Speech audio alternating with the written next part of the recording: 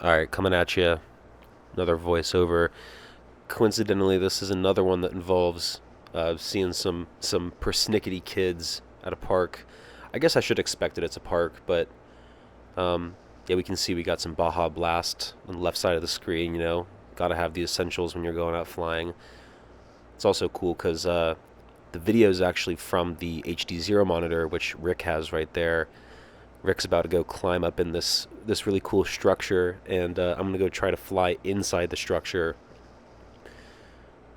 It's gonna be a challenge because there's lots of things to crash into, and I do. I think I mess with turning off the OSD at a certain point in this flight, which is really cool. Yeah, there it is. Really cool to turn off the OSD if you're trying to get any kind of quote useful footage. But I mean, look at the footage. It's not useful in the traditional sense, but it's got a cool vibe to it. And I think with the crazy geometry, or like how close the whoop can get to things, can lend to some really cool shots. And here's the first glance at this structure that we're in. Oh my god, it looks so cool, like as a drone flying through it. But like, dude, this is just like crash central. Like you're done. Look at that. See, I'm done. Oh man, I think is that when you can't like arm after you crash? Is that because of the arm angle being set to something? I feel like that would have been really helpful. But this guy, I don't even know who this is. I think he was like a dad there with his kid, but he hooked it up and allowed me to get that stable takeoff. So I appreciate it, man. Thanks. I think Eric was talking to this guy. So boom, I'm just shooting in there. Like my throttle control's not great, as you can see. Like this would have required such a steady hand to just slowly go through. And listen, I strive for that for sure. I mean, look, I'm trying. I'm trying. Don't blame me.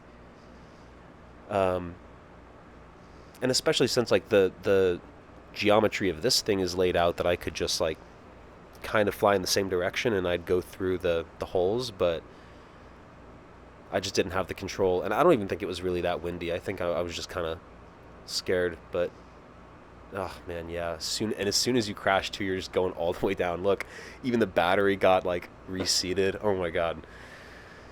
But it's just such a cool structure. I couldn't resist. Gotta wait for it to connect. There we go. And we're back. And this is before the kids noticed me, so I got some cool and we're back with the OSD too. Yeah, that's like, I feel like there's so much potential with the Whoop to just go and like trace cool architecture and just go like explore um, interesting buildings and structures and just trying to admire their glamour. Oh, stuck on the top. Oh no. Oh. I felt that. I felt that in my chest. Of course, it reseated the battery, but we're back. This is Ugly Red, which has turned out to be a really great whoop. And I actually like how the pinch cam looks on this video, but I mean, the subject matter is just like kind of making it for me. As I was saying, just I'm always looking out for weird structures that I take screenshots when I've got Google Maps open, and this spot right here is just it's great. Like the structure is so crazy. It's like a beehive. It's like a kid's beehive, but we're a couple 20-sums hanging out in your kid's beehive. So haha.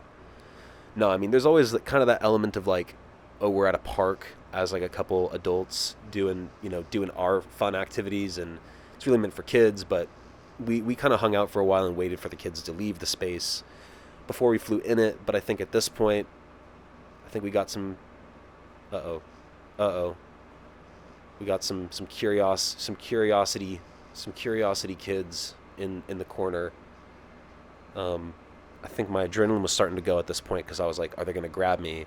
Because I've had kids do some effed up s.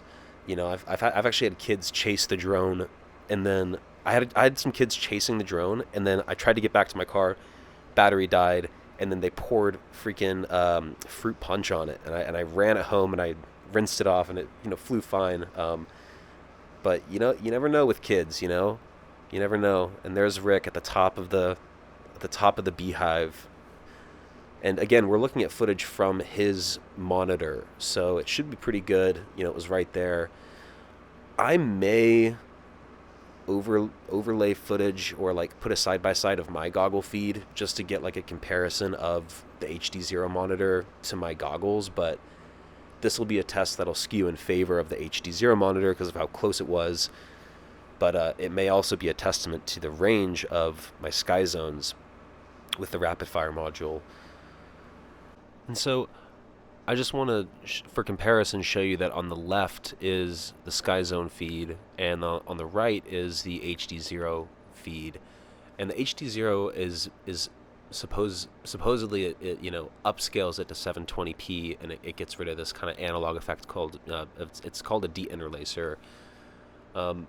So that's on the right side, and the goggle feed is on the left, which is crazy because even close to Rick, who's in the structure holding the thing, now we're like halfway between us. But yeah, and also the antennas on Rick's monitor are like the little stubbies. So, and I have like the long range. Honestly, yeah, this test is skewed, but you can see on the left side that it's just more stable the closer I get to that kind of covered area right there. And I'm trying to get away from these kids. I can see that they're chasing me. I just kind of want to like get away. But anyways, you can kind of appreciate the image. See, now you can really see the breakup with the right side and how stable it is on the left. But yep, thanks for joining. Pretty solid structure to fly around. I had a good time with that, and I hope you did too. Thanks.